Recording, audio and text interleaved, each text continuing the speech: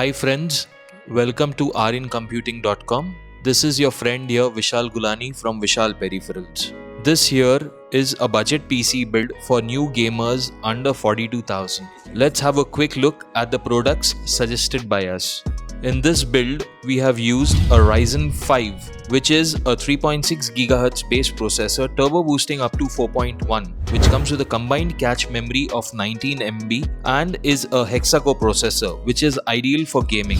On this, we have used a Gigabyte B450 DS3H motherboard. On this, we have used an 8GB DDR4 Corsair Vengeance 3000 MHz powered RAM, and we have used a 240GB Gigabyte SATA SSD for faster booting and a 1TB WD Blue hard disk for storage.